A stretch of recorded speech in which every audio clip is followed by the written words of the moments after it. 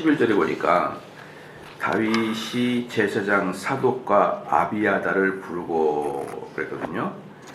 잠깐 대제사장 잠깐 말씀드리면 또 한 번씩 이렇게 또 복습을 하고 지나가는 게 좋죠.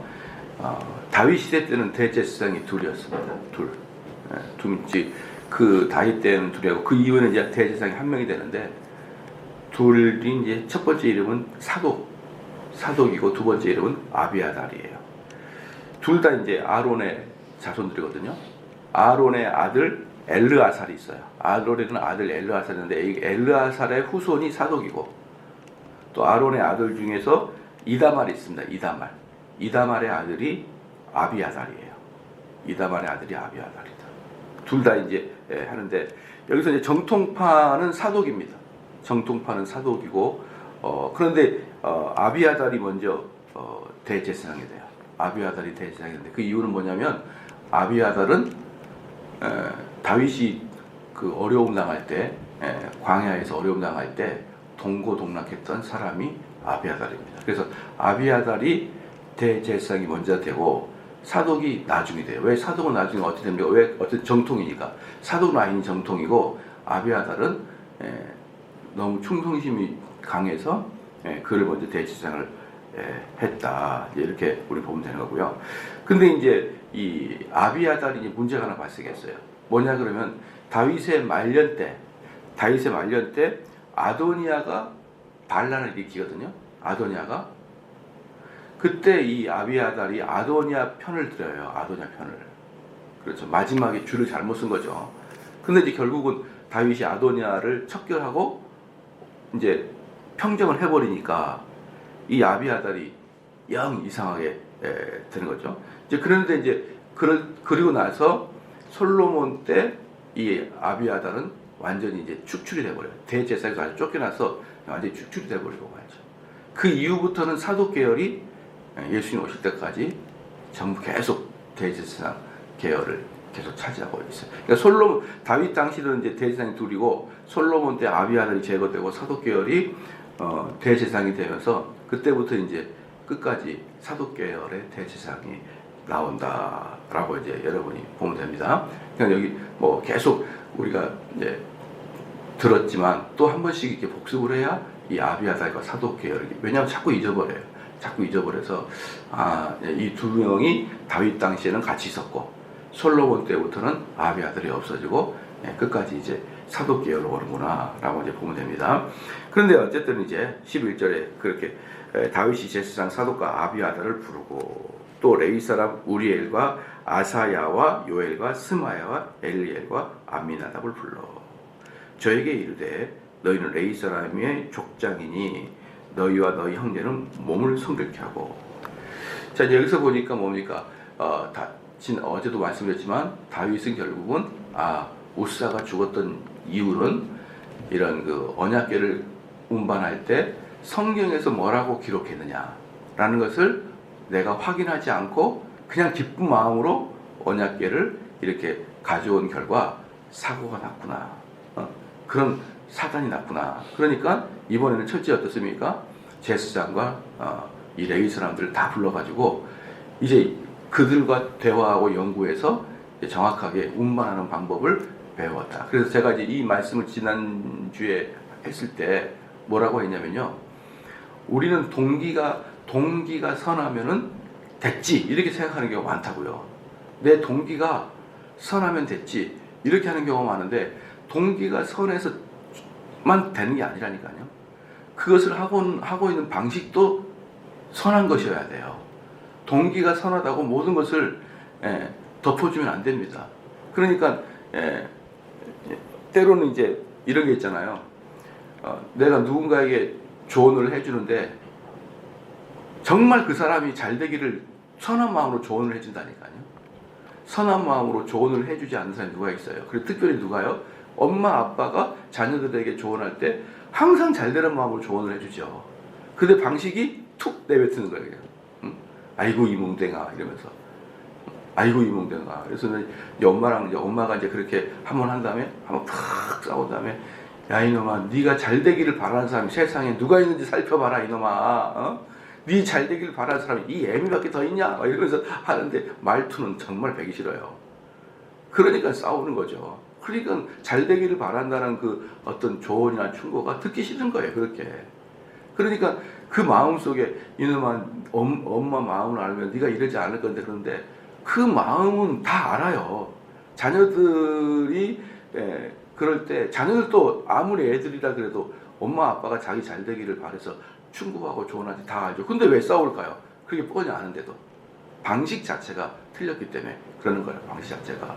그래서 제가 볼 때는 항상 자녀들도 하나의 인격체로 대해줘야지. 그 인격이 뭡니까? 나와 너는 사람 대 사람으로서 대해줘야지. 내 자녀이나 임내하면서 툭툭 내뱉어 버리면 어때요? 걔네들도 화가 나고, 그 화가 쌓여서 나중에 이제 20대 중반 되면은 한마디만 해도 다 터져버리는, 응? 문 닫고 들어가라 그 한마디만 해도 터져버리는 그런 상태까지 되는 경우가 비일비재합니다. 비일비재하는 거예요. 그렇기 때문에 우리는 항상 동기가 선하니까 뭐 어때? 이렇게 하지 말고, 동기가 선해도 그 방식 자체도 정당해야 된다는 것을 분명히 좀 알아야 되는 것입니다. 그래서 이제 12절에 저희는 이르되 너희는 레위 사람의 족장이 너희와 너희 형제는 몸을 성결케 한다 그랬어요. 그러니까 이 당시에 이 레위 지파나 제사장들은 어떤 경건한 일을 할 때는 몸을 성결케 하는 일부터 하는 것이죠. 몸을 성결케 하는. 그러니까 우리도 우리나라도 뭐 치성 드릴 때 다 목욕하고 깨끗한 것을 하잖아요. 그냥 이때 제사장도 그랬어요. 먼저 목욕을 하고 깨끗이 씻고, 그 다음에 이제 이들은 그런 일이 이제 거룩한 일을 앞에 두고 있으면은 부부간의 성관계도 상당히 이제 금하고, 그 다음에 레위 사람들은 자기들에게 딱 맡겨진 한도가 있거든요. 맡겨진 한도가 있어요. 여기서부터 여기까지 딱 한도가 있는데, 그 한도를 넘으면은 치실 것이라는 우리 하나님께서 말씀을 합니다. 레위인들과 제사장들은 자기 한도를 넘어서면은 치셔요. 예를 들어서 나는 우리 집안, 우리 집 가문은 성전에 있는 어떤 제기 있잖아요. 제기만을 다루는 집화다. 그럼 그것만 다뤄야 돼요. 제기를 다루면서 성전의 장막의 기둥을 다룬다. 그건 안 돼요. 장막의 기둥과 장막의 천막을 같이 다룬다. 그게 안 되고 제기만을 다루는 거고. 또 어떤 사람들은 포도주만 전문적으로 다룬 사람은 그것만 다뤄야 되는 거거든요. 근데 이것이 넘나들면은 안 되는 겁니다. 그래서 어떤 분하고 어떤 목사님하고 대화를 하는데, 큰 교회 부목사님, 대형교회 부목사님인데 어떠냐 이렇게 물어보니까, 그 전에도 상당히 큰 교회에 있다가 더 큰 교회로 갔어요. 상당히 큰 교회에 있다가 더 큰 교회로 이제 가게 되는데, 한 3,000명 교회에서 한 10,000명 교회로 갔어요. 교회 사이즈가 어떠냐 그랬더니, 옛날 3,000명 있었던 교회에서는 부목사님들이 한 7, 8명, 8명 정도 되고, 지금 한 15명 정도 되는데, 교회 목사님들이. 옛날에는 목사님들끼리 상당히 서로 간에 끈끈하게 붙어 있어요. 그래서 일 내일이 없대요. 하다 보면 일이 중복되기도 하고 돕기도 하고 안 하기도 하고. 근데 지금은 자기 일만 한대요. 자기 일만 딱 있대 이게. 그럼 어느 게 좋냐 그랬더니, 옛날 교회는 툭하면 싸운대. 목사님들끼리 툭하면 싸운대요. 심지어 이제 점점 젊은 목사님들 오게 되면은 세태랑 비슷하게 함부로 이렇게 선배 목사한테 대들기도 하고 막, 그래서 싸우기도 하고 아주 골치 아픕니다. 근데 지금은 자기 일만 하니까 싸우는 게 훨씬 없어서 지금이 훨씬 좋습니다. 그렇게 얘기하더라고요. 근데 지금은 정은 별로 없대. 정은 별로 없는데, 옛날에는 정은 있지만 또 싸우기도 많이 하고 막 그랬다 그래가지고 아주 자기는 옛날에 힘들었다. 그러니까 진짜 중요한 것이 뭐냐면요, 자기 일만 하는 게 중요해요. 자기 일만. 다른 사람 일을 돕다가 상처받고 서운하고 눈물 흘리고 소리 지르고 그렇게 되는데, 어쨌든 이 제사장들도요, 레위인들도 딱 자기 일만 딱 있어요. 그래서 남의 일에 넘어가질 않아요. 그런데 바로 이 부분에서 누가 실패한 거죠? 우사가 실패한 거예요. 우사는요, 레위 지파긴 하지만 언약궤를 짊어지고 갈 그런 족속이 아니었어요. 그냥 레위 지파니까 우사가 수레에다가 끌고 가는 그 역할을 맡았는데 그 우사 자체가 언약궤를 운반하는 그런 지파가 아니었었는데 그냥 하다가 죽게 된 것입니다. 그래서 이 사람들에게는 네가 맡겨진 일을 넘어서지 않는 것이 레위 지파에게는 매우 중요했던 형태였습니다. 그래서 12절에 이제 중반부에 내가 예비한 곳으로 이스라엘 하나님 여호와의 궤를 메어 올리라 이제 있어요. 쭉 성경기 한 다음에 그 언약궤를 이제 메어 올리라라고 이제 다윗이 전했죠. 그러니까 13절에 전에는 너희가 매지 아니하였으므로, 이 전에는 뭡니까? 그 우사가 사건이 났을 때 3개월 전 사건이에요. 우사가 사망한 사건 3개월 전 사건입니다. 전에는 너희가 매지 아니하였으므로 우리 하나님 여호와께서 우리를 충돌하셨나니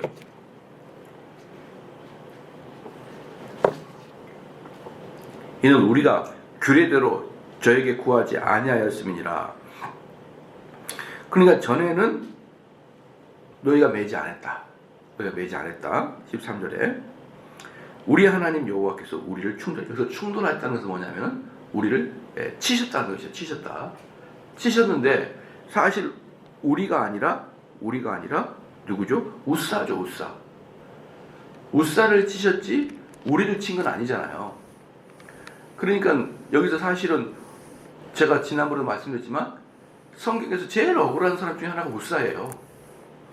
위에서 시켰고 하다가 끌고 가는데 이 소가 뿌르륵 뜨니까 언약궤가 떨어지기가 딱 잡다가 손대지 말라는 거 손댔다고 죽어요. 그러면 여러분 안 될까요? 저라도 얼른 손을 대서 그 언약궤가 뒤로 흐르는 것을 막을 것 같은데, 그러니까 이 사람은 어쩔 수 없이 죽은 거예요. 그리고 진짜 죄는 대제사장이나 다윗에게 있지 우사에게 있는 게 아니거든요. 두고 제가 봤을 때는 우사가 제일 억울한 사람 중에 한 명이었다라고 저는 생각하거든요. 근데 오늘 본문 말씀 보니까 다윗이 뭐라고 합니까? 우사를 친 게 아니라 우리를 쳤다라고. 우리를 뭐예요? 대표로 걔를 죽였다는 거예요. 대표로. 그러니까 거기서 보고 있던 사람들은, 그러니까 우사가 억울하긴 한 거 맞아요. 그렇죠? 모든 사람을 대표해서 우사가 죽었으니까. 근데 하나님께서는 그 우사를 죽임으로 어때요? 모든 사람이 똑바로 정신 차려라. 그것을 경각심을 심어주긴 하는데 어쨌든 인간적인 눈으로 볼 때는 우사는 사실 억울한 면이 많다라고 할 수 있어요. 그래서 이제 그걸 보면서 이 다윗이 정말 대단한 것은 뭐냐면 그걸 보면서 하나님이 우리를 쳤다고 이렇게 생각을 한다는 것은 대단한 것이죠. 왜냐 그러면은 아마 보편적인 요즘 같은 정치적인 형태를 보면은 다 걔한테 맡겨버리고 꼬리자르기를 해버리죠. 몸통은 숨기고 꼬리자리 걔가 문제가 있다 이러면서 자기들끼리 모여서 야 이것은 우리가 정말 죄지어서 하나님이 우리를 때린 것 같은데, 자기들끼리 몰래는 작당할 수 있어도 대외적으로는 어때요? 꼬리자르기를 딱 해버릴 거거든요. 왜냐 그러면 그 일은 하나님께 벌을 받는 일이기 때문에 왕이 잘못해서 하나님께 벌을 받았다. 그 여론이 엄청 안 좋아질 거 아니에요. 여론이 엄청 안 좋아. 그냥 우사가 아마 성결 예식을 안 했나 보다. 우사가 아마 씻지 않았나 보다. 이런 식으로 그냥 우사의 책임을 떠넘기지 않고 다윗은 우리를 하나님이 우리를 치셨다라는 것을 알려줌으로 전체 이스라엘 백성들이, 그리고 다윗 자신도 어때요? 잘못한 것을 시인하고 다윗 자신도 회개의 사람으로 되는 것이죠. 요즘 보면은 전부 다 몸통 놔두고 고리자르기로 다 승승장구 해버리고 결국은 모든 안 좋은 것은 어때요? 부하들이 다 뒤집어쓰고 모든 영광은 대빵만 다 차지하는, 에이 세상 1등만 기억하는 이런 세상이 아닙니까 지금? 몰라요. 다음에 우리 교회가 어떤 문제가 발생했을 때 다 박경이한테 다 맡겨버리고 저 사람이 안 했어요. 나는 몰라요. 이렇게 할지도 몰라요. 저도 다 나중에. 만약에 우리 교회 코로나가 걸렸는데 50명이 나왔어요. 몰라요. 저분이 다 알았었어요. 그래서 TV에 얼굴이 대문자만 나도 몰라. 뭐 이러면서 이럴지도 몰라요. 뭐 그때 가서 또 그때 봅시다. 알았죠? 어쨌든 나는 살아야 될 거 아니에요. 그잖아요? 그러니까 이렇게 이제 다윗이 그러지 않았다는 거죠. 이것은 우사의 문제가 아니라 우리 공동체의 문제였다라는 것을 분명히 말합니다. 이런 것들이, 이런 사소한 것들이요, 이런 작은 것들이 다윗의 인격을 보여줘요. 쑥쑥 지나갈 수가 있지만 이런 것들이 다윗이 남다르다. 왜 다윗의 밑에 사람들이 그렇게 모이는지를 이런 거 하나하나가 이렇게 여러분 보여줍니다.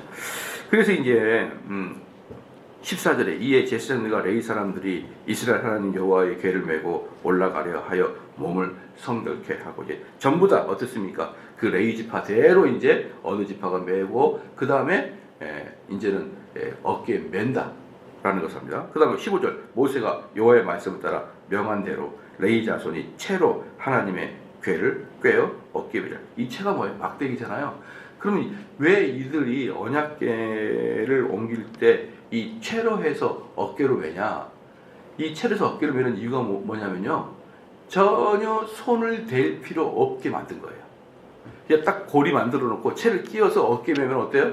이 언약궤는 손을 댈 이유가 없는 거잖아요. 그러니까 핵심이 뭐냐 그러면 채를 대고 어깨에 맨다, 이 핵심이 아니라 언약궤를 만지지 않는다. 이게 핵심이에요. 언약궤를 만지지 않는다. 그래서 언약궤를 만지지 않게 하기 위해서 채를 대는 것이죠. 그러니까 이 원리를 잘 알아야 돼요. 나중에 이 원리를 이러면 어떻게 할까요? 채를 통해서 어깨를 매는 게 법이 돼. 근데 사실의 원리는 언약궤를 만지지 말라는 것이죠. 그렇잖아요. 우리 아이들도 학교에서 화장실 갔다 오면은, 화장실에서 일 보고 나면은 항상 손을 씻어라, 이런 이게 선생님께 훈련을 받은 것 같아요. 그럼 화장실 가가지고 손을 씻는 게 뭐냐면은, 뭐 대소변을 보다가 손에 안 좋은 게 묻었을까봐 씻는 데잖아요. 그잖아요. 근데 비데를 쓰고도 손을 씻어요. 그 아이는 그 손을 씻는 건 물론 좋은 일이지만 화장실 갔다가 손을 씻는 이유의 원리는 잘 모르고 있는 거예요. 그냥 선생님이 손을 씻으라니까 씻는 건데, 좋은 거죠. 좋은 거. 항상 손을 씻는 건 좋은 건데, 비데를 해도 손을 사용하지 않아도 그냥 선생님 시키는 게, 그러니까 이런 것이 바로 율법을 지키되 율법의 원리를 모르고 지키는 형태들이다. 그래서 제가, 그것은 너가 이렇게 바깥에서 비데가 없는 곳에 사용할 때는 손에 이물질이 묻을 수 있어서 그런 거야. 그렇게는 설명을 해줬는데 어쨌든 손을 씻는 건 좋은 거란 말이에요. 근데 나중에 뭐예요? 그게 율례가 되고 율법이 돼가지고 어때요? 저 사람은 손을 안 씻었네, 막 이러면서 어때요? 막 손을 안 씻는 사람한테 뭐라고 할 때 선지자가 나타나서, 예수님 같은 분이 나타나가지고 손을 씻지 않는 이유는 이러면서 비데를 사용했기 때문에 하면서 그 원리가 무엇인지 이렇게 설명해줬던 분이 예수님이에요. 그러니까 이스라엘의 유대인들은 수천 년 동안 그 행위 자체만을 한 거예요. 손을 씻고 이렇게. 근데 그 손을 씻는 것의 근본 원리는 어때요? 죄를 짓지 말라는 원리인데, 사람들은 손을 씻는 것 자체로 해버리고 손을 씻지 않는 것에 대해서는 하나님과 이웃을 사랑하라는 대명령을 어겨버리고 어때요? 그를 처단하고 빈정거리고 비아냥거리고 제거해버리고 그 율례를 지키지 않았다고? 여러분, 그렇게 되는 겁니다. 그러니까 이 언약궤도 핵심은 뭐예요? 만지지 말아요. 만지지 마라. 예수 그리스도에 대해서 주님께서 올라가실 때 만지지 마라. 내 몸을 손대지 마라. 이 성스러운 곳에 너희들이 함부로 침입하지 마라. 이런 거죠. 그러면 거기서도 마찬가지예요. 왜 언약궤를 만지지 말라? 하나님의 신비한 부분을 함부로 들어가지 말라는 거예요. 하나님의 신비한 부분을 함부로 열어보지 마라. 함부로 마라. 여러분, 옛날에 1980년대 그 인기 있었던 인디애나 존스 영화 봤나요? 그 인디애나 존스 영화 뭐예요? 그 언약궤를 열어보는 거예요. 성경에서 언약궤를 열어보지 말라 그랬거든요. 언약궤 보지도 말고 만지지도 말라 그랬거든. 그러니까 신비한 영역은 신비한 영역으로 놔두지, 그거 들어가서 그것을 궁금해하고 그런 것을 보고자 하는 그런 욕구들은 하나님을 경홀히 여기는 것이다 라는 것을 보여주고 있는 것입니다. 그렇게 해서 16절에 다윗이 레위 사람의 어른들에게 명하여 그 형제 노래하는 자를 세우고 비파와 수금과 재금 등의 악기를 올려서 즐거운 소리를 크게 하매. 그러니까 이제 여기서 다윗이 레위 사람들에게 지시를 합니다. 뭘 지시하냐? 노래하는 자를 세우라. 노래하는 자를 세우라라는 것이죠. 노래하는 자를. 그래서 이제 이미 구약 당시에는 이런 노래하는 사람들은 성직자였어요. 성직자. 그래서 이제 로마 카톨릭도 계속적으로 성직자, 사제들만 성가대를 했었어요. 그러니까 사제들만 성가대 아니까 그들은 어떻습니까? 성가대가 아주 전문가죠. 그건 전문적 성가대였죠. 그러니까 로마 카톨릭도 사제들만 전문적으로 이렇게 어때요? 성가대가 나오니까 그 엄청나게 아름다운 그레고리안 찬트가 나오는 거예요. 그레고리안 찬트를 어떻게 평신도가 부를 수 있습니까? 밥만 먹고 그 화음을 맞추는 이런 놀라운 그런 것들은 대를 이어서 사제들만 나왔단 말이죠. 이제 그것에 대해서 종교개혁자들은 그때는 일반 평신도들은 노래를 못 불렀거든요. 근데 종교개혁자들이 특별히 칼빈이 그 노래를 왜 일정 부분의 사람들만 독점하느냐. 그래서 평신도 여러분들이 찬송가를 부르게 해준 게 칼빈이에요. 2000년 역사 동안 계속 성도들이 노래를 불렀던 게 아니고 중세시대 내내는 거룩한 입을 가지지 않는 일반 평신도는 그 더러운 입으로 하나님을 찬양할 수 없다 이 개념이에요.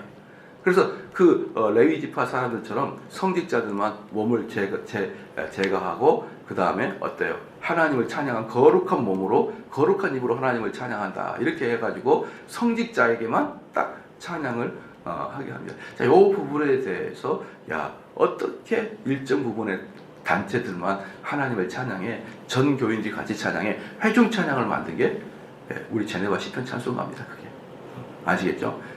우리들 입을 열어서 노래나 부를 수 있는 다 칼빈 덕분이라고 생각해요. 칼빈이 없었으면 정대 목사 혼자 독창하는 걸 듣고만 있었어야 되는 거예요. 근데 그럼 왜 제가 이런 말씀을 드리냐 그러면 그럼에도 불구하고 저는 교회에서 음악하는 사람들을 그래도 존중해야 된다라고요. 그래도 음악하시는 분을 그래도 존중해야 된다라고 합니다. 여러분들이 만약에 예배 시간에 음악이 만약에 끊겨버린다, 음악이 별로다 그러면요 예배 자체가 무너져요.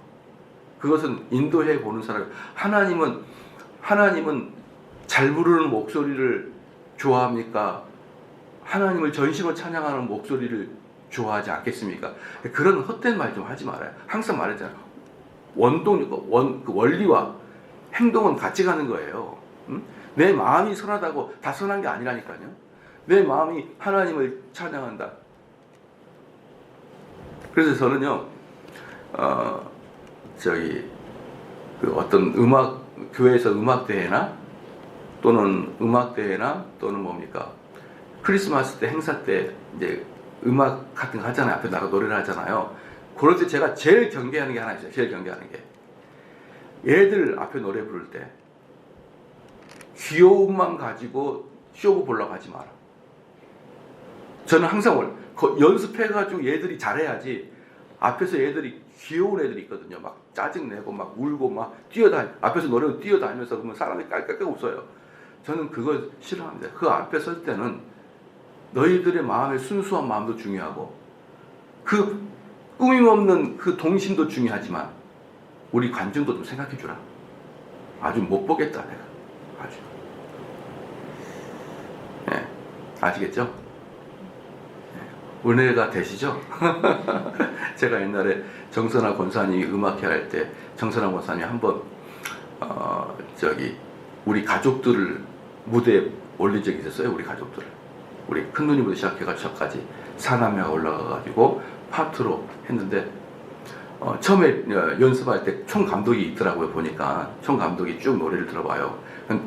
이제 우리가 딱 하는데 제가 이제 베이스를 딱 불렀어요. 그랬더니 감독이 이렇게 딱 보고 있다가 딱 나를 쳐다보더라고요. 딱 나를 쳐다봐요. 상당히 나를 쳐다보면서 약간 경외스러운 눈빛을 나를 쳐다보더라고요. 그래서 딱 보니까 우리 그 정선아 권사님이 제 동생인데요. 성악가는 아니고 목사님이에요. 그랬더니 그 사람이 그렇죠? 그런 거죠?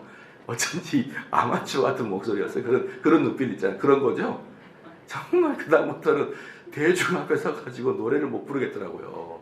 제가 기본적으로 어떤 존재입니까? 남의 귀에 거슬리는 노래를 한 사람이 무대에 쓰는 걸 싫어하는 사람이거든요. 제가. 우리는 뭐 시간 내가지고 왜 왔어요? 그 음악 들으러 왔는데 어디야? 마음의 아름다움과 선함을 가진 아마추어를 세워요. 근데 내가 그 인물이 된 거예요. 그래가지고 노래를 부르는데 얼마나 전체 중에 한국 불렀는데 너무너무 부끄러웠습니다. 왜 이런 것을 시켜가지고 그냥 무대에 서가지고 감독이 갑자기 딱 눈을 들어요. 보다가 난 잘해서 본 줄 알았더니 아, 목사님이에요. 그랬더니 그렇죠. 그러면 잊을 수가 없어요. 죽을 때까지 그 상태를 못 잊을 거예요. 그 감독이 눈을 들었을 때 나랑 마주쳤을 때 그 비참함은 잊을 수가 없어요. 저는요 동기 선한 거 중요하다고 생각합니다. 그러나 형태도 동일해야 됩니다. 내 마음은 좋으니까 막 웃고 떠들고 귀여운 모습, 저는 그거 그래서 음악 발표할 때 제가 꼭 심사위원한테 말한 게 있어요. 얘들이라고 점수 더 주지 마. 노력한 사람에게 점수를 줘. 꼭 보면은 얘들에게 몰표를 줘버릴 때가 있어요. 귀엽다고 꿈과 희망과 비전을 놓치지 말라고. 그러지 말고 얘들 또 노력했으면 그 얘들에게 주고, 노력 안 했으면 절대로 주지 마. 예?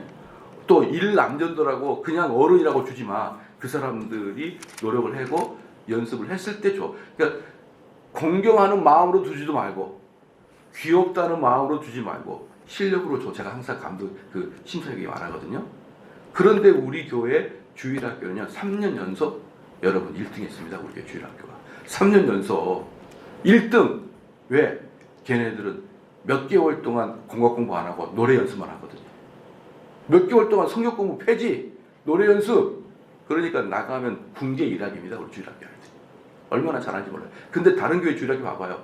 귀엽기만 해요. 귀엽기만. 이렇게 하면서 율동도 하지 마. 노래로 해. 노래로. 율동으로 쇼 보려고 하지 마. 예. 알겠죠? 예.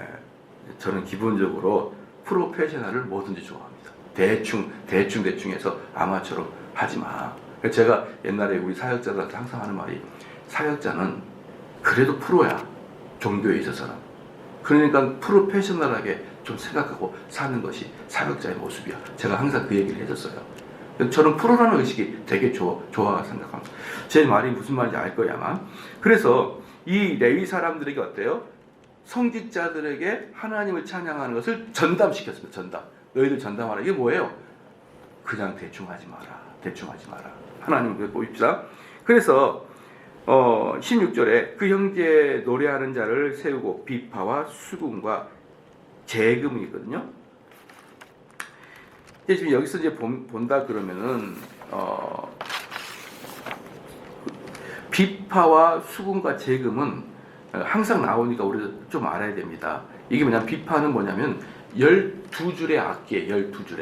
12줄의 현악기입니다. 현악기. 12줄이 현악기고, 그 다음에 수금은 뭐냐 그러면 이것들은 몇 가지 종류가 있는데 3줄에서부터 12줄까지 다양한 형태가 있어요. 특별히 여러분 수금 같은 경우는 어떻게 생겼냐면 이렇게 아래로 이렇게 타는 거 이렇게.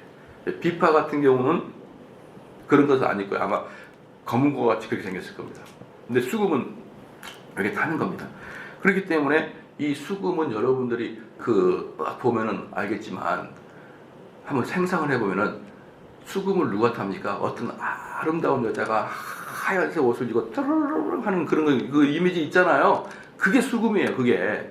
그러니까 수금은 고위 관료들만 탔다.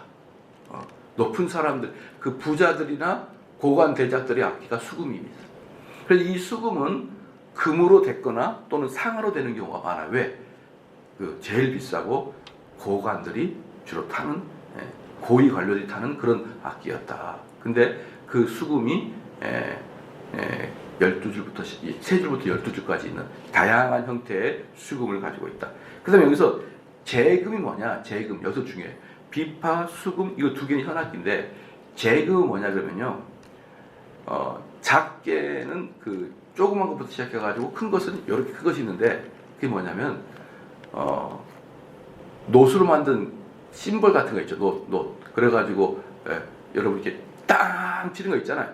땅 치는 거. 또는 드럼 보면은 다다다다 할 때 놋으로 만든 거 평평한 거 있잖아요. 그게 심벌입니다. 그게 재금이에요. 그러니까 적은 것은 손바닥만한 조개 같은 딱딱이 같이 이렇게 하는 것도 있고, 그것도 이제 놋으로 만들었으니까 소리가 크죠. 큰 것은 띵 뜨는 것처럼 큰 것이죠. 그러니까 수금, 비파와 수금과 재금은 뭐냐 그러면 두 개는 현악기예요. 두 개는 현악기고, 이 재금은 놋으로 만든 땡땡 그런 치는 그런 타악기거든요. 요 세 개는 항상 이렇게 묶음으로 이야기하죠. 수금과 비파와 재금이라고 이렇게 항상 되잖아요. 그런데 이제 제가 이제 좀 더 설명을 해드릴게요. 그런데 이제 16절에 그랬고 17절에 레위 사람이 요엘의 아들 헤만과 그 형제 중 베리야의 아들 아삭과 그 동종 무라리 자손 중에 구사야의 아들 에단을 찾고 전체 음악을 인도하는 사람이 3명입니다. 헤만, 아삭, 에단. 이 헤만, 아삭, 에단이 이 이스라엘 그 예배를 드릴 때 전체 음악을 지도하는 지휘자들이에요. 지휘자들. 여기서 이제 제일 중심의 사람이 헤만입니다. 헤만이 가운데 딱 쓰고, 헤만이 가운데 쓰고, 그 다음에 아삽이 헤만의 오른편에 서요. 아삽이 헤만의 오른편에 쓰고, 에단이 헤만의 좌편에 씁니다. 이렇게 3명의 지휘자가 있어요. 어떻게 지휘를 셋이 했는지는 어떻게 했는지 몰라요. 어쨌든 헤만이 중심에 있고 양쪽에 오른쪽에는 아삽, 왼쪽에는 에단이 있다. 그 다음에 이 헤만은 레위 지파 중에 그핫 자손입니다. 그핫 자손이고 아삽은 게르손 자손이고 에단은 무라리 자손이에요. 뭡니까? 균등하게 각 지파별로 균등하게 지휘자를 만들어 놓고 이것은 무슨 뜻이냐면 이스라엘 전체를 대변해서 너희들이 하나님께 찬양을 드리는 거예요. 그러니까 여기서도 여러분 찬양의 의미가 다 들었어요. 뭐냐? 찬양은 일단의 사람들만 찬양하는 게 아니라 전체가 찬양하는 게 맞아요. 근데 그것을 대표해서 이렇게 성가대를 따르고 있습니다. 저는 왜 이제 이렇게 구약시대 때 이렇게 했느냐, 또는 로마 카톨릭이 왜 1000년 동안 성직자만 찬양을 하게 했느냐라고 제 나름대로 추측해 보게 된다면 그때 당시 사람들은 글도 못 읽고 악보도 못 봤을 것이다. 그렇기 때문에 아무나 저희 우리 권사님 정도 되면은요, 아마 권사님들도 기억나실 건데, 여러분들 젊었을 때 찬송가 무곡이었죠. 무곡 악보가 없어요. 콩나물이 없어요. 그냥 무곡의 시편처럼 우리 할머니가 다 무곡이었어요. 저도 어릴 때 무곡이었고. 근데 우리 할머니는요, 모든 찬송가를 똑같이 불러요. 저 높은 곳을 향하여. 똑같아요. 그랬을 것이다. 일반인이 불렀으면 이 노래를 부르나 저 노래를 부르나 그냥 은혜 받아서 시조를 읊듯이 읊었을 거예요. 그러니까 악보를 못 보는 거죠. 우리 100년이 뭡니까? 제가 어릴 때도 무곡이었는데, 그러니까 50년 전만 해도 40년 전만 해도 다 무곡이 많았어요. 그리고 주일학교 여러분 기억합니까? 악보 없는 큰 종이에 글자 써가지고 나는 구원 열차 올랐다. 부장집사님 다음 곡 해가지고 올리면 어때요? 전부 다 글만 써놨잖아요. 그 우리가 어릴 때 다 그렇게 했잖아요. 그러니까 그런 무곡으로 노래를 부를 수밖에 없었기 때문에 어떻습니까? 전부 다 전문가가 계속 구존으로 어때요? 구존으로 넘어갔어요. 그렇기 때문에 평신도한테는 못 갔던 것 같아요. 제 느낌에 어떤 근거 자료는 없어요.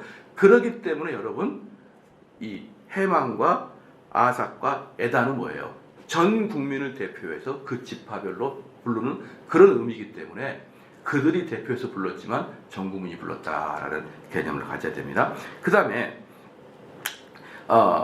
18절에 그 다음으로는 형제 스가랴와 벤과 야시엘과 스므리라목과 여히엘과 운니와 엘리압과 부나야와 마세야와 마띠아와 엘리블레후와 믹네야와 문지기 오벳에돔과 여히엘을 세우리. 아무도 몰라요. 오벳에돔 외에는 아무도 모릅니다. 오벳에돔 외에는. 오벳에돔을 이야기하려고 이 어려운 사람들의 이름을 불렀습니다. 오벳에돔이 뭐예요? 거기 그 언약궤가 있었던 지역이 집이 오벳에돔의 집이었잖아요. 그렇잖아요. 그 사람이 누구였어요? 레위인이었고, 그 사람은 거기서 착출돼 가지고 문지기가 돼요. 성전의 문지기가 되고, 더 나아가서 문지기 할 뿐만 아니라 성가대원으로 들어가게 됐다라는 것을 보여주고 있는 것이죠. 그러니까 엄청나게 등용이 된 거죠. 그 사람이 언약궤를 3개월 동안 맡은 복으로. 그 다음에 19절에 노래하는 자 헤만과 아삭과 예다는 놋제금을 크게 치는 자요. 봐봐요. 여기서 재밌는 건 뭐냐면요, 헤만과 아삭과 에단 이 세 명은 누구예요? 성가대원 주의자였죠? 한쪽은 중앙에, 한쪽은 우편과 왼편에 전체 주의자입니다. 근데 그들은 무슨 악기를 쳤습니까? 시작? 제단.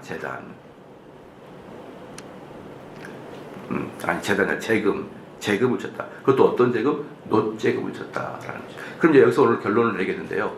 여러분, 악기 중에 제일 비싼 악기가 뭘까요? 제일 비싼 악기는 아까 말했던 수금이에요, 수금. 비파와 수금은 지금도 여러분 이 놋을 만든 찡찡하는 것보다 바이올린이나 이게 훨씬 더 비싸잖아요. 비쌉니다. 그런데 왜 이 사람들이 성가대 주의자인데, 성가대 주의자는 손에 이렇게 탁 이렇게 하는 게 주의자지, 뭐 이렇게 띵띵 치는 게 주의자냐라고 할 때, 이 당시에는 어떤 개념이 없었냐면요, 이 당시에는 음률의 개념이 없었어요. 4분의 4박자, 4분의 3박자, 8분의 6박자 이런 개념이 없어요. 이런 거는 근대 음악에서 나오는 거죠. 근대 문학에서. 그렇죠. 그럼 옛날에는 그게 없었어요. 그러니까 이렇게 박자 개념이 없었습니다. 그러면은 이 사람들이 노래를 부를 때 땅땅땅땅땅땅 그렇게 나가야 되거든요. 그러면은 요것을 무엇으로 하냐? 이 재금으로 땅 치면서 노래를 시작하고 성가대 주의자인 거예요. 성가대 주의자, 옛날에는 4분의 3박자 없다니까 요렇게 삼각형을 그리면서 주의하고 이런 게 없어요. 그럼 시작은 어떻게 할까요? 그 많은 군중들이 앉아 있는데 음악하는 사람이 쫙 앉아 있어요. 시작할까요? 아니다. 땅 치면서 하는데, 아마 제 생각에는 제가 이런 문구를 찾아보면 뭐냐면은 옆에 있는 이 해만과 아삭과 이 에단이 아마 주의가 서로, 그러니까 주의가 이렇게 세 명이서 할 필요는 없잖아요. 이 세 명이서 각자 역할이 달랐을 것 같아요. 그러니까 아마 가운데 있던 그 해만이 딱 큰 걸 치면은 누군가 한 명이 박자로 땅 보여주는 거예요. 그럼 그 박자에 따라서 어때요? 이 수금과 비파를 칩니다. 왜냐면요, 수금과 비파가 비싸긴 비싸요. 근데 약점이 있어요. 뭐냐? 소리가 작아. 수금과 비파 소리가 작거든요. 그렇기 때문에 수금과 비파를 해서 수많은 사람이 제의에 참석하려고 그러면은 어떻게 될까요? 수금과 비파를 엄청나게 많이 놔둬야 돼요. 하나를 두면 안 되고 많은 수금과 비파를 놔둬야 됩니다. 그런데 그 수금과 비파가 많으면 어때요? 박자에 문제가 생기잖아요. 시작에 문제가 생기잖아요. 포르테 할 때, 요럴 때, 어때 빨리 할 때 이렇게 했잖아요. 그걸 전부 다 어때요? 재금으로 땅땅 실어주는 거예요. 이걸 칠 때는 얘가 나오고, 이걸 칠 때 얘가 나오고, 또 이 한쪽에 있는 애는 땅땅땅 쳐주면서 박자를 쳐주는 거라고요. 왜? 그때는 4분의 4박자 이런 박자의 개념이 없었으니까. 그러니까 이 세 명이 앞에서 지휘를 하는데, 재금으로 지휘를 하는데 그 재금의 역할들은 다 다른 역할을 했을 것이다. 저는 그렇게 보고 있거든요. 그래서 결국은 비파와 수금과 재금 중에 재금이 어때요? 음악 대장이 사용하는 악기다. 요즘으로 말하면 성가대 주의자와의 주의봉과 같은 그런 역할을 했고, 이것으로 박자를 이렇게 했을 것이다가 아니라 했어요. 그렇게 했습니다. 기도하겠습니다.